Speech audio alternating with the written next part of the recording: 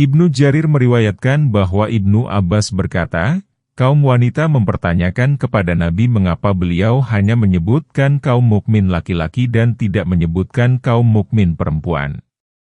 Maka Allah Ta'ala menurunkan ayat, sesungguhnya laki-laki dan perempuan yang muslim, laki-laki dan perempuan yang mukmin. Ayat ini pun menunjukkan bahwa keimanan itu berbeda dari keislaman.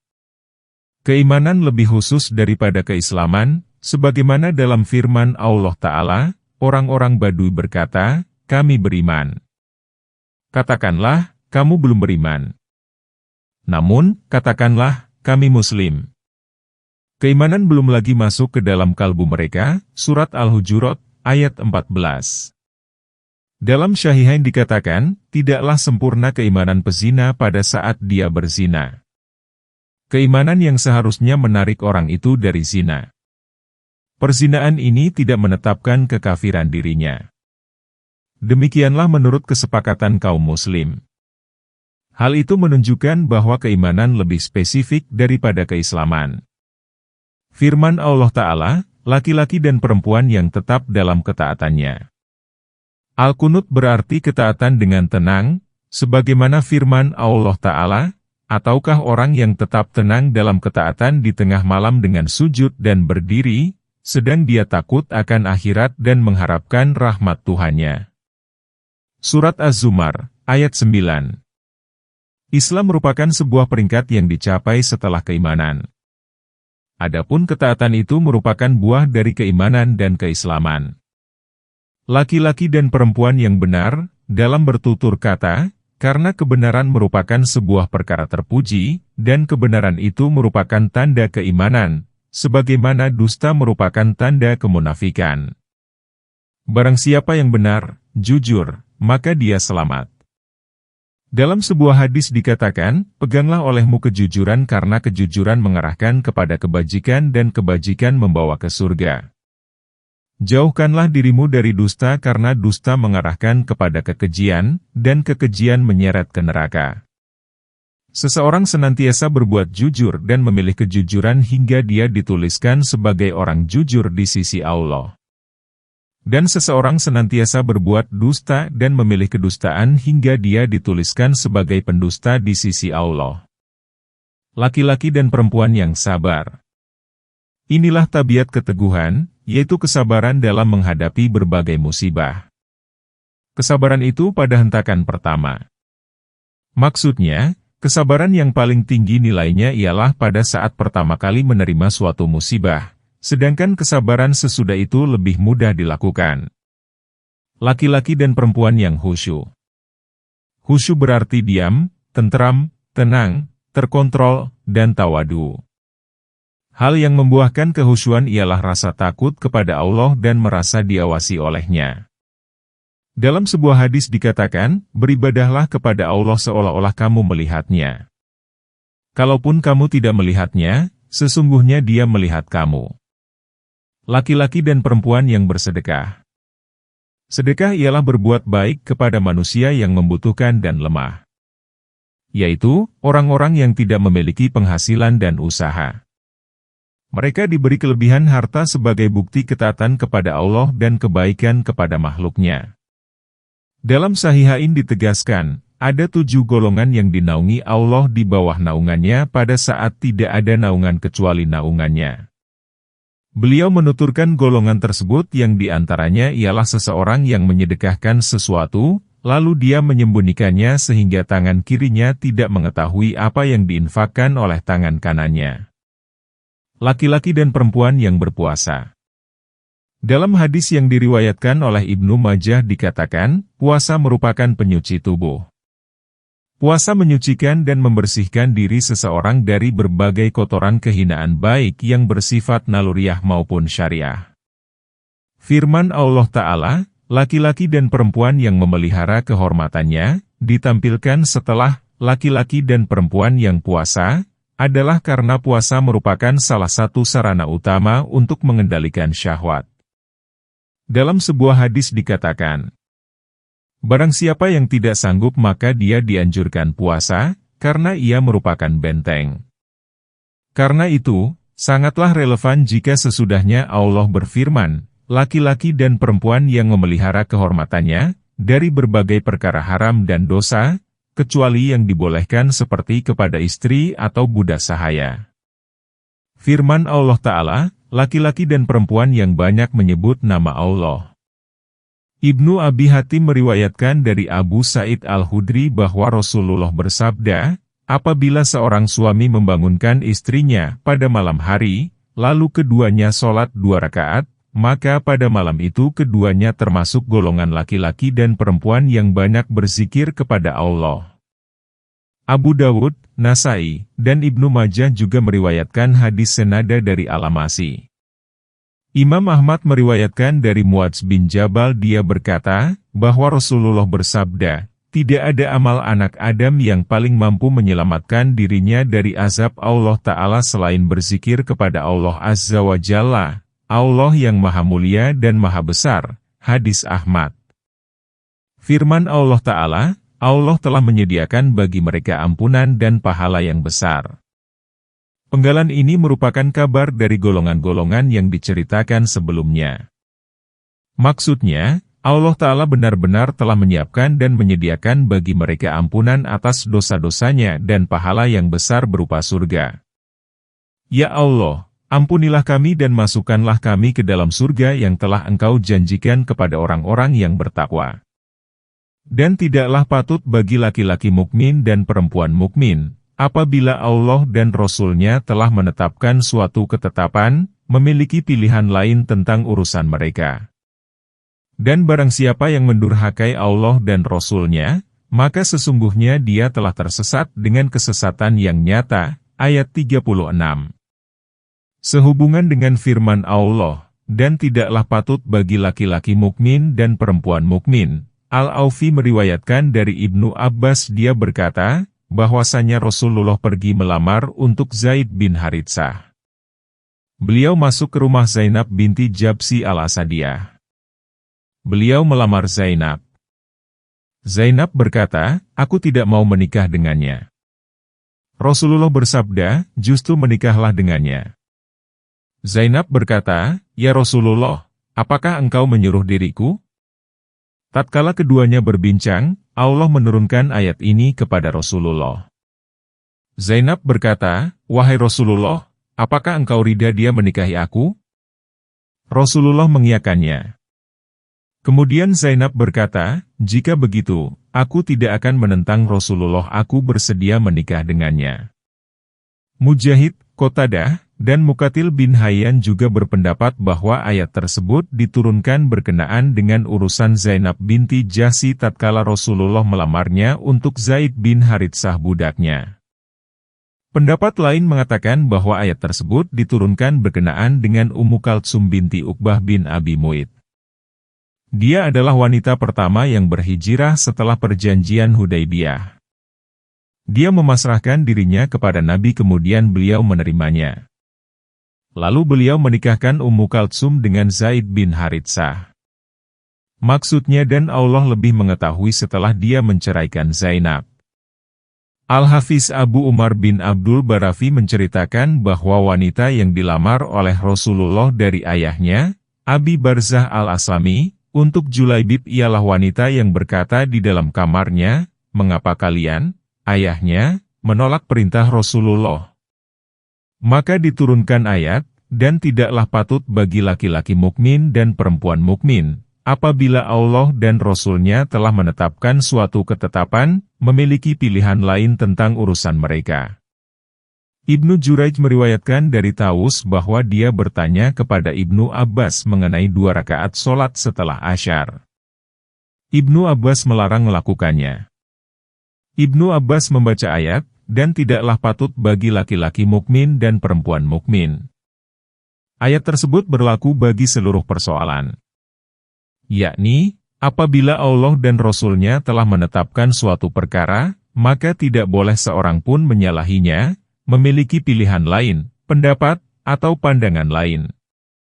Hal ini sebagaimana firman Allah Ta'ala, maka demi Tuhanmu, mereka tidak beriman hingga mereka menjadikan kamu hakim terhadap perkara yang mereka perselisihkan, kemudian mereka tidak merasa di dalam hati mereka suatu keberatan terhadap putusan yang kamu berikan, dan mereka menerima dengan sepenuhnya. Firman Allah Ta'ala, dan barang siapa yang mendurhakai Allah dan Rasul-Nya, maka sesungguhnya dia telah tersesat dengan kesesatan yang nyata. Penggalan ini merupakan ancaman keras bagi siapa saja yang menyalahi keputusan Nabi. Penggalan ini seperti firman Allah Ta'ala, maka hendaklah orang-orang yang menyalahi perintahnya takut akan ditimpa cobaan atau ditimpa azab yang pedih. Ya Allah, lindungilah kami dari azab-Mu, jadikanlah kami orang-orang yang taat kepada perintah-Mu dan perintah Rasul-Mu, dan aku berlindung kepadamu dari kesia-siaan dan tempat kembali yang buruk. Dan ketika kamu berkata kepada orang yang Allah telah melimpahkan nikmat kepadanya dan kamu juga telah memberi nikmat kepadanya, tahanlah terus istrimu dan bertakwalah kepada Allah, sedang kamu menyembunyikan di dalam hatimu apa yang Allah akan menyatakannya, dan kamu takut kepada manusia, sedang Allah lah yang lebih berhak untuk kamu takuti.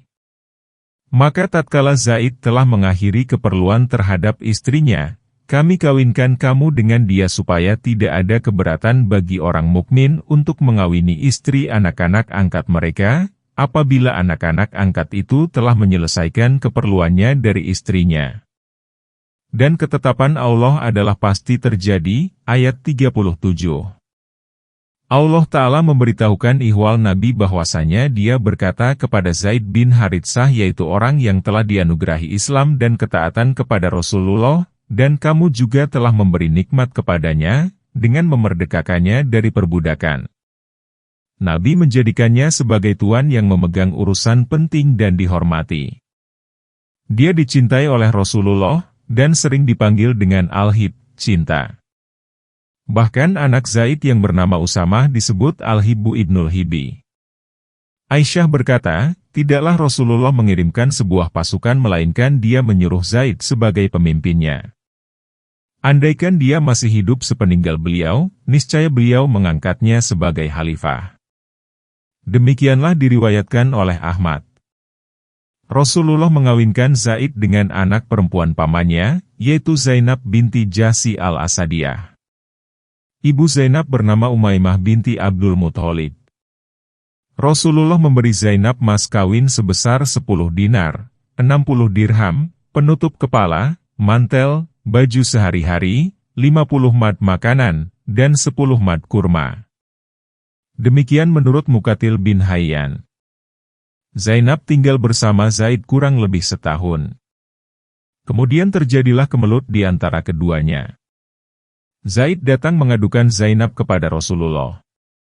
Kemudian Rasulullah menasihatinya dengan mengatakan, tahanlah terus istrimu dan bertakwalah kepada Allah. Allah Ta'ala berfirman, sedang kamu menyembunyikan di dalam hatimu apa yang Allah akan menyatakannya, dan kamu takut kepada manusia, sedangkan Allah lah yang lebih berhak untuk kamu takuti. Ibnu Abi Hatim meriwayatkan dari Ali bin Zaid bin Judan, Ali bin Al-Husain bertanya kepadaku tentang pendapat Al-Hasan mengenai firman Allah Ta'ala, sedang kamu menyembunyikan di dalam hatimu apa yang Allah akan menyatakannya, maka aku menyampaikan keterangan kepadanya.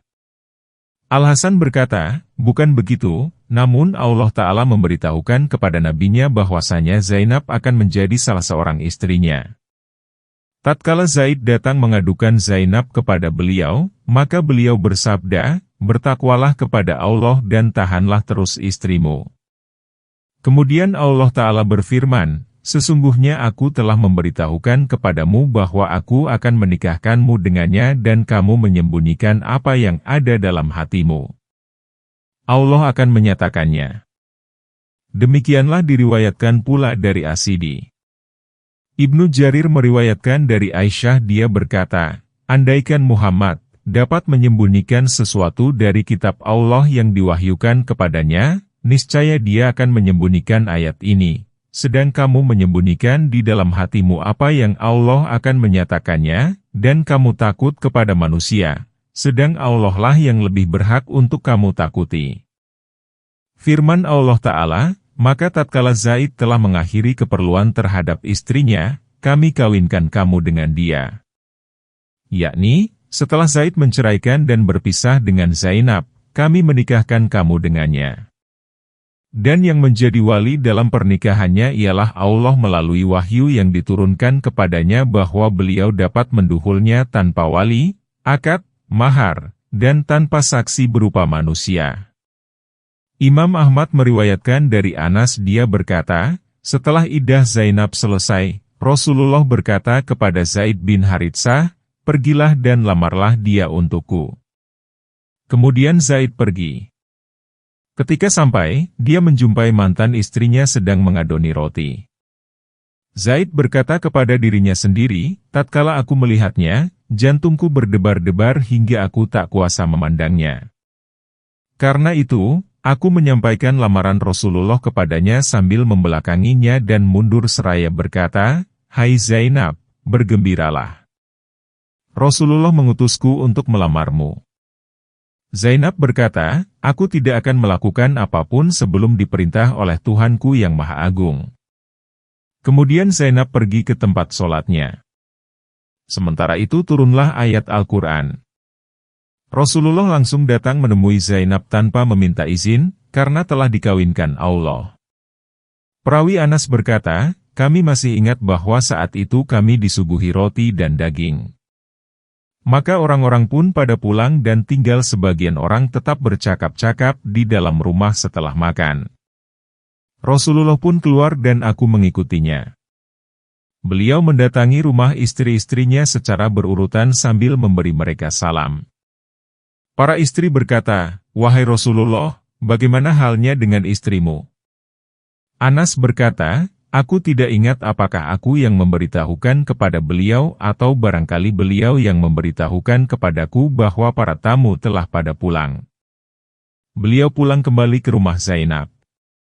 Aku pun mengikutinya. Setelah tiba, beliau memasangkan tirai sehingga menghalangiku darinya.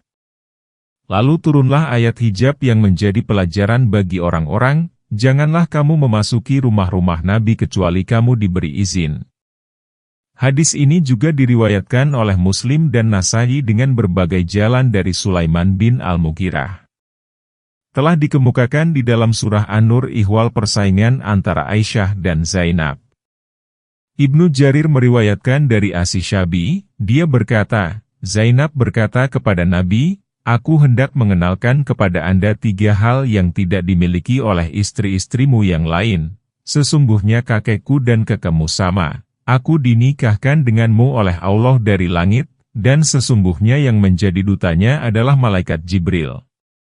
Firman Allah Ta'ala, supaya tidak ada keberatan bagi orang mukmin untuk mengawini istri anak-anak angkat mereka, apabila anak-anak angkat itu telah menyelesaikan keperluannya kepada istrinya. Yakni, kami membolehkan, kamu menikahi Zainab. Kami menentukan hal ini agar kaum mukmin tidak merasa sungkan untuk menikahi mantan istri anak angkat mereka. Rasulullah, sebelum diangkat menjadi nabi, mengangkat Zaid bin Haritsah sebagai anak. Karena itu, dia disebut Zaid bin Muhammad. Kemudian Allah Ta'ala memutuskan kaitan nasab yang demikian dengan firman-Nya, dan dia tidak menjadikan anak-anak angkatmu sebagai anak kandungmu sendiri. Panggillah anak-anak angkat itu dengan memakai nama bapak-bapak mereka. Yang demikian itu lebih adil di sisi Allah. Kemudian ketentuan tersebut menjadi lebih jelas dan kuat dengan terjadinya pernikahan Rasulullah dengan Zainab binti Jahsy yang telah diceraikan oleh Zaid bin Haritsah. Karena itu, Allah Ta'ala berfirman dalam ayat tentang muhrim, dan istri anak-anakmu yang berasal dari sulbimu, anak kandung. Pemakaian kata, yang berasal dari sulbimu, yaitu guna membedakan dari anak pungut. Sebab yang demikian banyak terjadi di kalangan bangsa Arab. Firman Allah Ta'ala, dan ketetapan Allah adalah pasti terjadi. Perkara ini pasti terjadi, yaitu perkara Zainab menjadi salah seorang istri Nabi. Tidak ada satu keberatan pun atas Nabi tentang apa yang telah ditetapkan Allah baginya. Hal itu sebagai sunnah Allah pada nabi-nabi yang telah berlalu dahulu. Dan ketetapan Allah itu adalah suatu ketetapan yang pasti berlaku, ayat 38. Allah Ta'ala berfirman, tidak ada satu keberatan pun atas Nabi tentang apa yang telah ditetapkan Allah baginya, yaitu apa yang dihalalkan baginya dan diperintahkan kepadanya untuk mengawini Zainab yang telah dicerai oleh anak angkatnya yang bernama Zaid bin Haritsah. Firman Allah Ta'ala, hal itu sebagai sunnah Allah pada nabi-nabi yang telah berlalu dahulu. Maksudnya, hal ini merupakan hukum Allah Ta'ala yang juga diberlakukan atas para nabi sebelumnya. Tidaklah dia menyuruh mereka sesuatu, lalu di dalam dirinya ada keberatan. Ayat ini untuk membantah kaum munafik yang memandang pernikahan Nabi dengan mantan istri Zaid bekas budak dan anak angkat Nabi yang pernah dianggap sebagai anak sendiri sebagai perbuatan tercela. Dan ketetapan Allah itu adalah suatu ketetapan yang pasti berlaku. Yakni, urusan Allah yang telah ditetapkannya pasti terjadi dan terbukti, tidak dapat dielakkan dan diubah. Apa yang dikehendakinya akan terjadi dan apa yang tidak dikehendakinya tidak akan terjadi. Orang-orang yang menyampaikan risalah-risalah Allah, takut kepadanya, dan tidak merasa takut kepada seorang pun selain Allah. Dan cukuplah Allah sebagai pembuat perhitungan, ayat 39.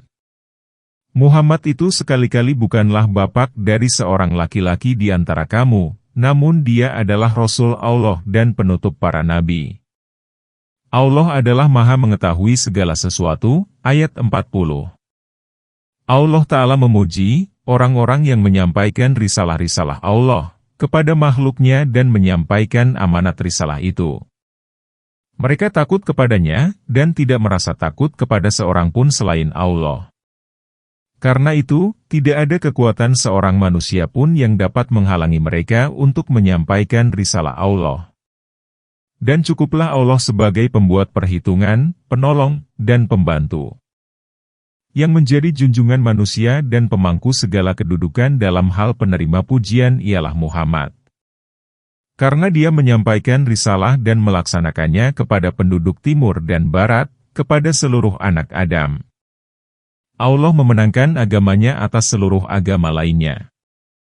Adapun nabi sebelumnya hanya diutus kepada kaumnya saja, sedangkan Nabi diutus kepada seluruh makhluk, Arab dan asing.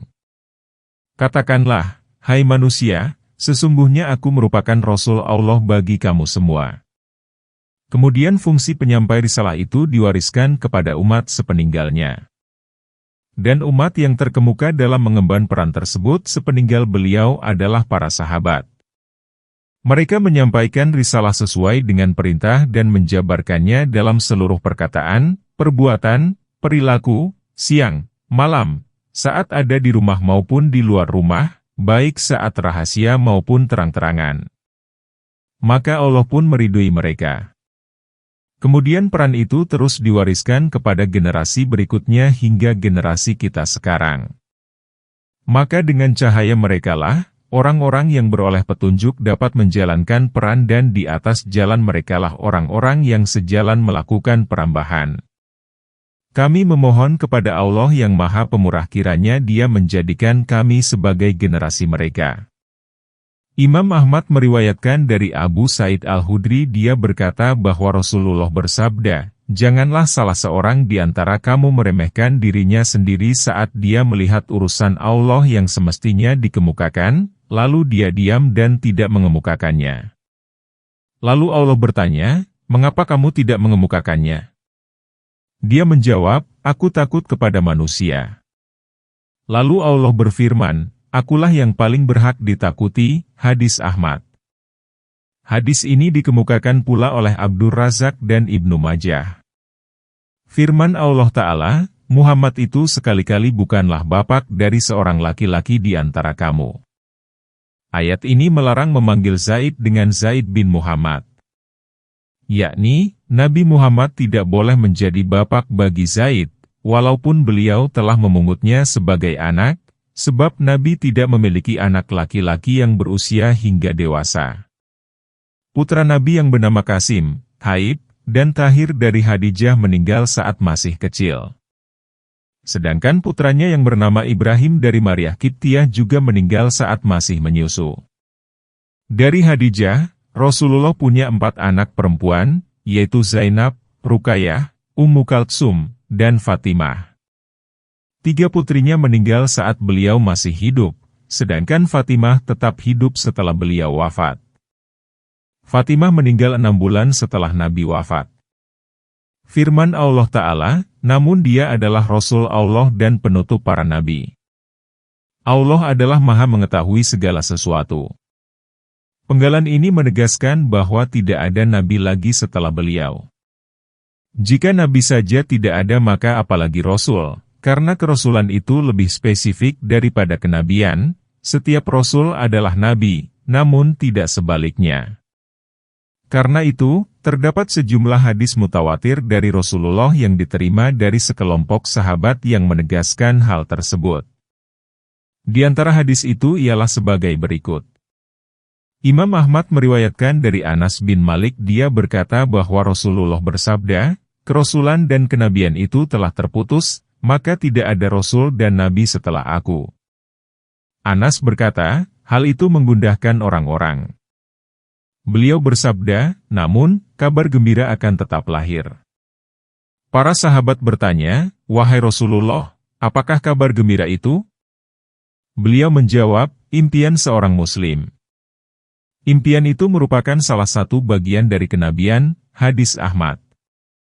Hadis senada diriwayatkan pula oleh Tirmidzi dan dia mengatakan bahwa hadis ini sahih lagi garib, diterima dari Al-Muhtar bin Fulful. Abu Dawud At-Tayalusi meriwayatkan dari Jabir bin Abdillah, dia berkata, Rasulullah bersabda, "Perumpamaan diriku dan para nabi seperti seseorang yang membangun sebuah rumah. Dia menyelesaikan dan memperindahnya kecuali tersisa pemasangan sebuah bata. Lalu orang yang masuk ke dalamnya dan melihatnya berkata, alangkah bagusnya rumah ini. Sayang bata ini belum dipasang. Akulah pemasang bata tersebut. Aku dijadikan penutup bagi seluruh nabi."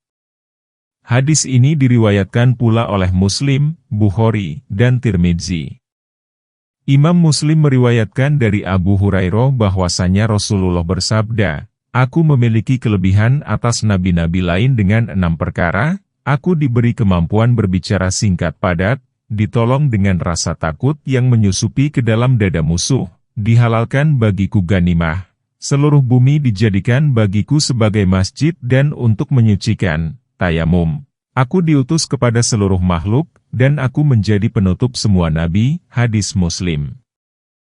Hadis ini diriwayatkan juga oleh Tirmidzi dan Ibnu Majah. Az-Zuhri meriwayatkan dari Jubair bin Mut'im, dari ayahnya dia mendengar Rasulullah bersabda, "Aku memiliki banyak nama. Aku bernama Muhammad, Ahmad, pemusnah kekafiran atas pertolongan Allah, pengumpul yang mengumpulkan manusia pada kedua kakiku, dan pamungkas yang tiada lagi nabi setelahnya." Hadis ini pun dikemukakan dalam Syahihain. Demikianlah, Allah Ta'ala telah memberitahukan di dalam kitabnya dan Rasulullah memberitahukan di dalam sunnahnya yang mutawatir bahwa tidak ada nabi setelah dia. Hal ini agar golongan jin dan manusia mengetahui bahwa setiap orang yang mengaku sebagai nabi sepeninggalnya maka dia pendusta, pembual, dajjal, orang sesat, dan menyesatkan, walaupun dia menampilkan hal-hal yang luar biasa, aneka jenis sihir, dan tilasmat, jampi-jampi. Semua penampilan ini adalah mustahil dan sesat menurut pemilik akal sehat. Seperti kejadian yang ditampilkan Allah melalui Al-Aswad Al-Unsi di Yaman dan Musailamah Al-Kadzab di Yamamah. Kedua orang ini telah menampilkan perilaku yang merusak dan pernyataan-pernyataan yang muskil sehingga tidak dapat diterima dan dipahami oleh akal sehat. Kedua orang ini adalah pendusta lagi menyesatkan. Semoga Allah melaknat keduanya. Dan pendusta pula setiap orang yang mengklaim demikian sampai hari kiamat, hingga dipungkas oleh Al-Masihud Dajjal. Allah Ta'ala berfirman, "Apakah akan aku beritahukan kepadamu, kepada siapa setan-setan itu turun? Mereka turun kepada tiap-tiap pendusta lagi banyak dosa." Hal ini berbeda dengan perilaku para nabi. Mereka berada dalam puncak kebajikan, kejujuran, petunjuk, istiqomah, dan keadilan dalam segala hal yang mereka ucapkan, kerjakan, perintahkan, dan larang. Di samping itu, mereka pun didukung oleh hal-hal yang luar biasa, dalil-dalil yang jelas, dan argumentasi yang cemerlang. Semoga sholawat dan salam Allah senantiasa dilimpahkan kepada mereka selama bumi dan langit ada. Hai orang-orang yang beriman, berzikirlah kepada Allah dengan sebanyak-banyaknya, ayat 41. Dan bertasbihlah kepadanya pagi dan petang, ayat 42. Dialah yang memberimu rahmat, dan malaikatnya, agar dia mengeluarkan kamu dari kegelapan kepada cahaya. Dan dia adalah maha penyayang kepada orang-orang yang beriman, ayat 43. Salam penghormatan mereka pada hari mereka menemuinya ialah, salam. Dan dia menyediakan bagi mereka pahala yang mulia, ayat 44. Allah Ta'ala menyuruh hamba-hambanya yang beriman agar mengingat Allah Ta'ala atas nikmatnya yang besar dan karunia-Nya yang melimpah. Jika mereka berbuat demikian maka bagi mereka pahala yang banyak dan tempat kembali yang baik. Imam Ahmad meriwayatkan dari Abu Sa'id Al-Hamashi, mendengar Abu Hurairah berkata, ada sebuah doa yang aku dengar dari Rasulullah dan tidak pernah kutinggalkan, ya Allah, jadikanlah aku orang yang banyak bersyukur kepadamu, yang paling mengikuti nasihatmu, yang paling banyak berzikir kepadamu, dan paling memelihara wasiatmu. Hadis Ahmad. Hadis ini diriwayatkan pula oleh Tirmidzi. Imam Ahmad meriwayatkan dari Abdullah bin Amr dia berkata bahwa Rasulullah bersabda, tidak ada suatu kaum yang duduk di suatu majelis, sedang mereka tidak berzikir kepada Allah melainkan mereka akan memandangnya sebagai kerugian pada hari kiamat. Firman Allah Ta'ala, dan bertasbihlah kepadanya pagi dan petang. Jika kamu melakukan hal itu, maka Allah dan para malaikatnya akan mendoakanmu. Bertasbihlah kamu kepadanya pagi dan petang. Hal ini sebagaimana firman Allah Ta'ala, maka bertasbihlah kepada Allah ketika petang dan pagi hari. Segala puji bagi Allah di langit dan di bumi serta pada saat kamu berada pada malam dan siang hari. Surat Ar-Rum, ayat 17 dan ayat 18. Firman Allah Ta'ala, dialah yang memberimu rahmat dan malaikatnya. Penggalan ini mendorong manusia agar berzikir. Allah akan mengingatmu, jika kamu mengingatnya. Hal ini seperti firman Allah Ta'ala, maka ingatlah kamu kepadaku, aku pun akan mengingatmu. Bersyukurlah kamu kepadaku dan janganlah berbuat ingkar. Surat Al-Baqarah, ayat 152. Nabi bersabda, Allah Ta'ala berfirman, barang siapa yang mengingatku di dalam hatinya, maka aku akan mengingatnya dalam diriku. Dan barang siapa yang mengingatku dalam kelompok, maka aku akan mengingatnya dalam kelompok yang lebih baik daripadanya. Sholawat dari Allah berarti pujiannya kepada hamba di hadapan malaikat. Demikian dikemukakan oleh Bukhari dari Abu Al-Aliyah. Ulama lain berpendapat, sholawat dari Allah berarti rahmat. Ada pula yang mengatakan bahwa tidak ada perbedaan antara kedua pendapat itu. Wallahu alam. Adapun sholawat dari malaikat berarti istighfar dan doa bagi manusia.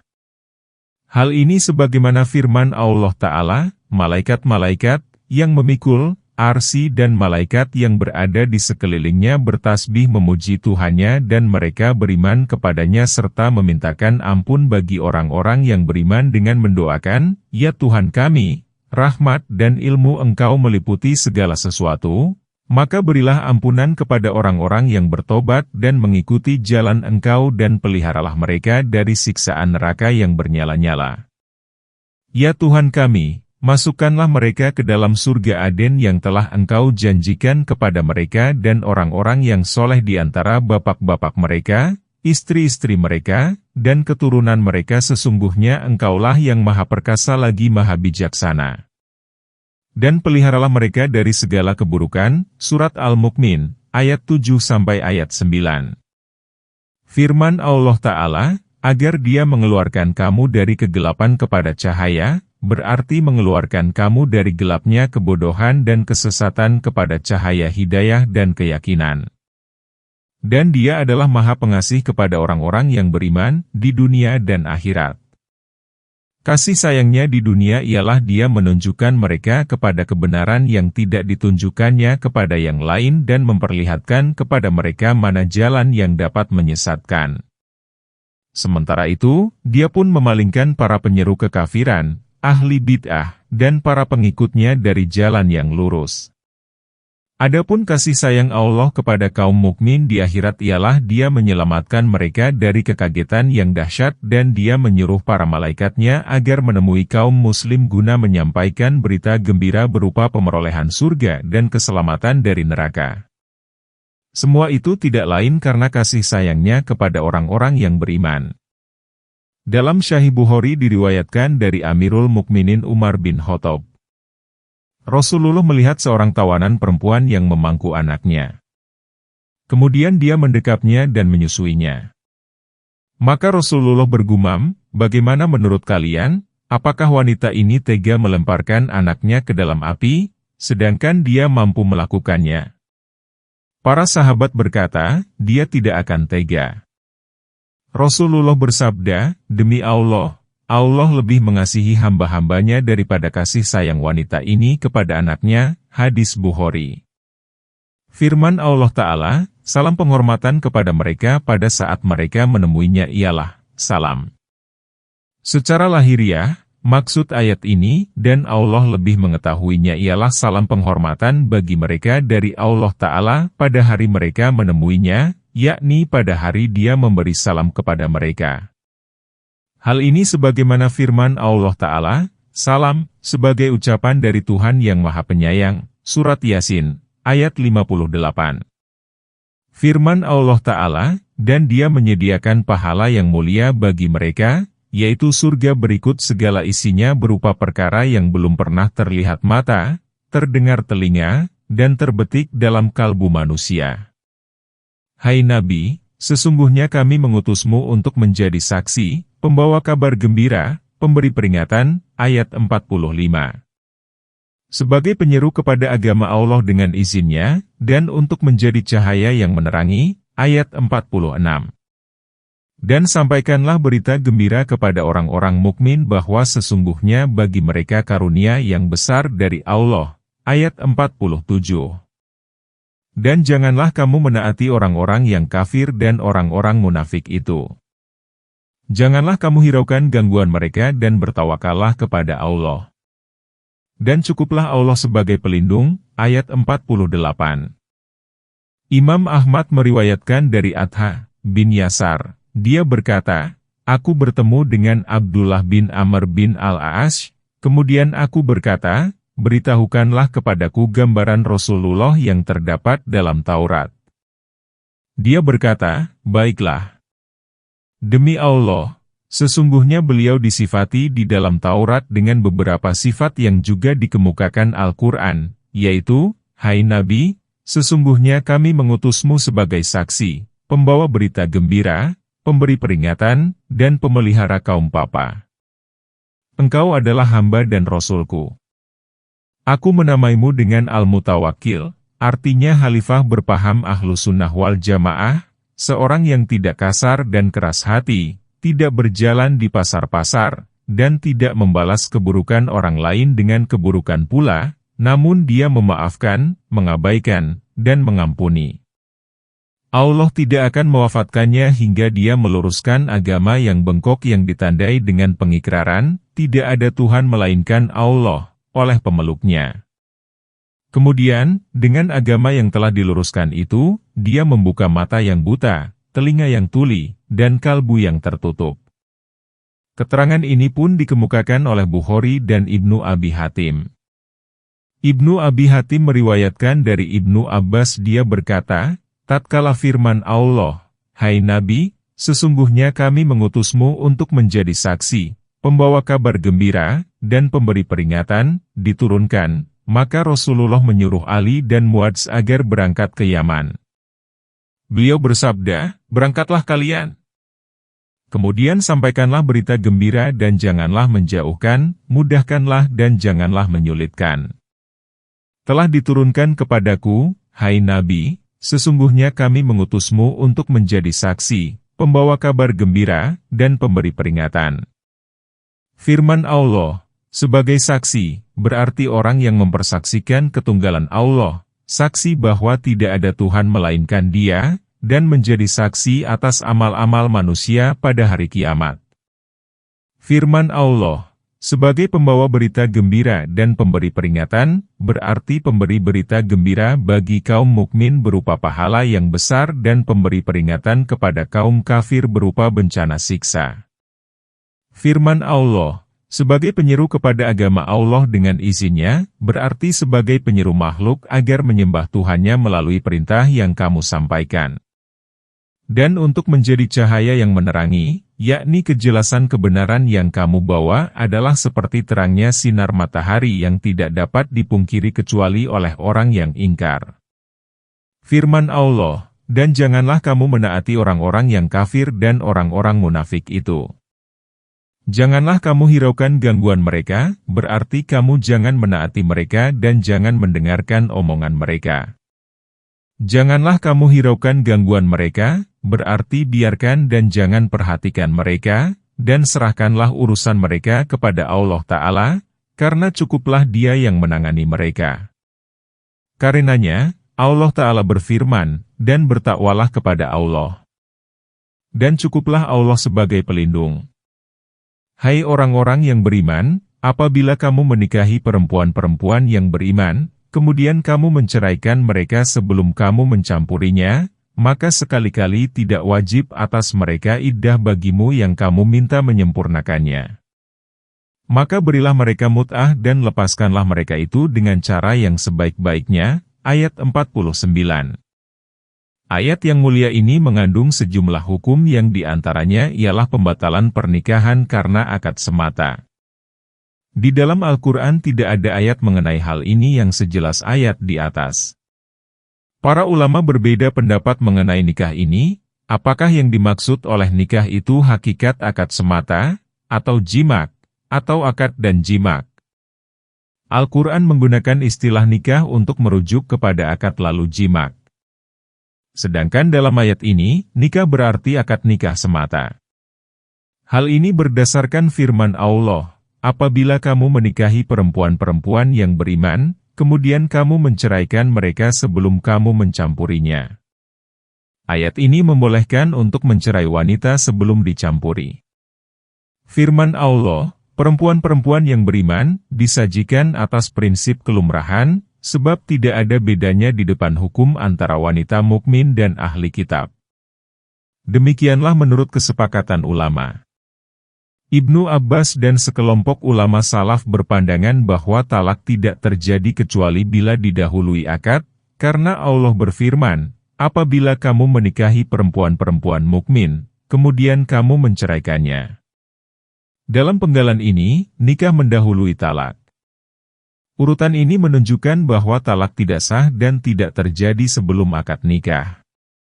Hal ini merupakan pandangan mazhab Syafi'i, Ahmad, sejumlah ulama salaf dan halaf. Sementara itu, Malik dan Abu Hanifah rahimahullah berpendapat bahwa talak itu sah sebelum nikah. Misalnya seseorang berkata, jika aku menikah dengan si fulanah, maka aku cerai. Namun, Malik dan Abu Hanifah berselisih dalam menanggapi orang yang mengatakan, setiap perempuan yang akan kunikahi, maka aku cerai. Malik berpendapat bahwa talak tidak terjadi sebelum dia menentukan wanitanya. Sedangkan Abu Hanifah berpendapat bahwa setiap wanita yang dinikahi oleh orang yang berkata demikian adalah tercerai. Namun, mayoritas ulama berpendapat bahwa talak hanya ada bila ada akad nikah. Dan sebagai landasan pendapat mereka ialah ayat di atas tadi dan sebuah hadis yang diriwayatkan oleh Umar bin Syuaib, dari ayahnya, dari kakeknya, bahwa Rasulullah bersabda, manusia tidak memiliki talak atas sesuatu yang tidak dimilikinya. Hadis ini diriwayatkan pula oleh Ahmad, Abu Dawud, Tirmidzi, dan Ibnu Majah. Tirmidzi berkata bahwa hadis ini hasan dan merupakan hadis terbaik di antara hadis yang berkenaan dengan hal ini. Demikian pula Ibnu Majah meriwayatkan dari Ali dan Al-Masrur bin Muhramah dari Rasulullah bahwa beliau bersabda, tidak ada talak sebelum akad nikah. Firman Allah Ta'ala, maka sekali-kali tidak wajib atas mereka iddah bagimu yang kamu minta menyempurnakannya. Persoalan yang terkandung dalam ayat ini telah disepakati oleh para ulama. Persoalan itu ialah bahwa apabila wanita dicerai sebelum dicampuri, maka dia tidak beriddah.